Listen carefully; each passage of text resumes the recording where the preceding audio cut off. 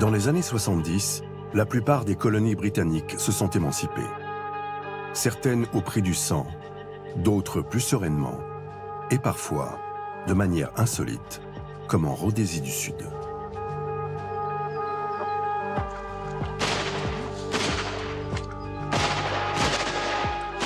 Dans ce territoire, c'est la minorité blanche qui a fait sécession avec la couronne.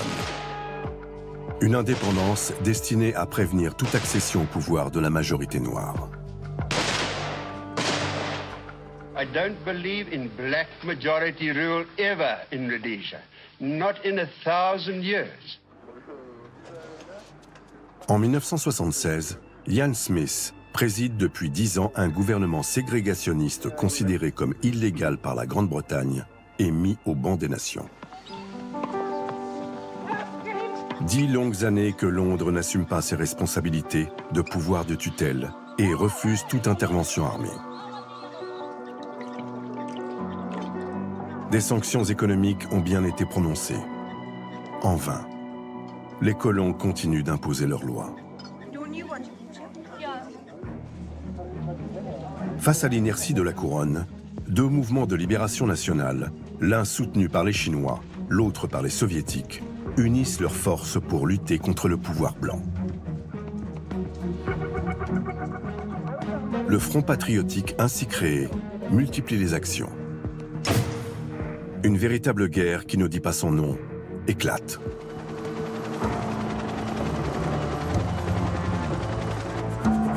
Malgré l'arsenal que déploie l'armée rhodésienne, les combattants du Front patriotique lui opposent une résistance acharnée.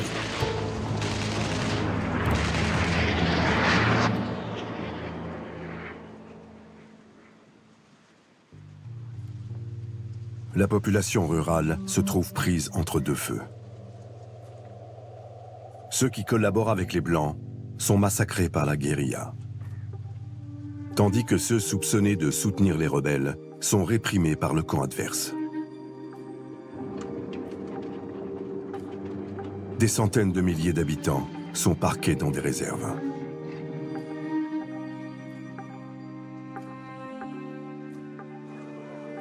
Privés de ressources, beaucoup connaissent la faim et survivent dans des conditions misérables.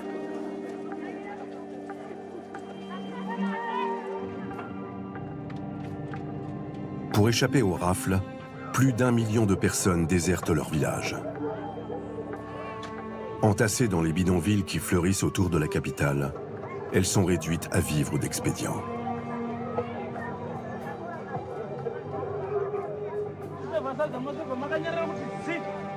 D'autres se réfugient dans des camps implantés dans les pays frontaliers. Au total, près de 20% de la population noire du pays quitte le territoire pour échapper aux persécutions. Mais leur répit est de courte durée.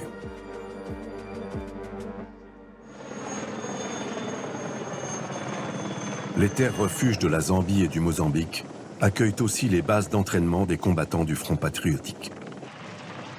Des cibles de choix pour l'armée régulière rhodésienne. Les camps sont pilonnés, sans distinction. Alors qu'ils espéraient échapper à la mort, des centaines de civils périssent dans le bombardement du camp de Chimoyo. Le nombre de victimes ne sera jamais connu.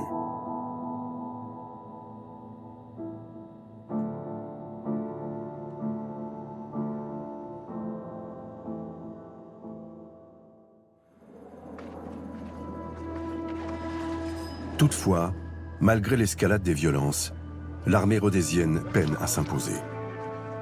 Bientôt, l'effort de guerre épuise les ressources économiques du pays. Acculé, Ian Smith doit lâcher du lest.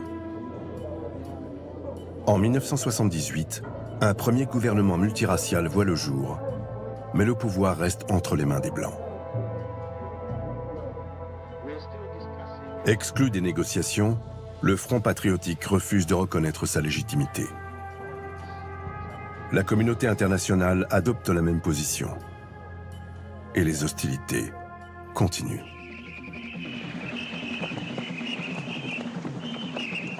Un an plus tard, la conférence biannuelle du Commonwealth se tient à Lusaka, en Zambie.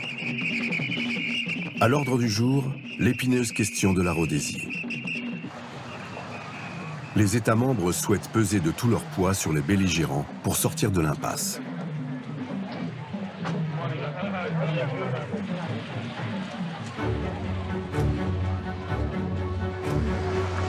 La reine honore de sa présence ce sommet à haut risque pour rappeler qu'au sein de la grande famille, l'intérêt général doit prévaloir. Mais une grande inconnue persiste. La toute nouvelle première ministre, Margaret Thatcher, ne s'est pas encore prononcée. Elle peut reconnaître pour légitime le dernier gouvernement de la Rhodésie ou rejoindre ses partenaires dans une action commune. La balle est dans son camp. The aim is to bring Rhodesia to legal independence. The British government is wholly committed to genuine black majority rule in Rhodesia. Il était temps. Après 13 ans de guerre civile et près de 30 000 morts, la déclaration de Madame Thatcher ouvre la voie à des pourparlers qui déboucheront sur des élections libres. La Grande-Bretagne tire une fois de plus son épingle du jeu et s'octroie le beau rôle.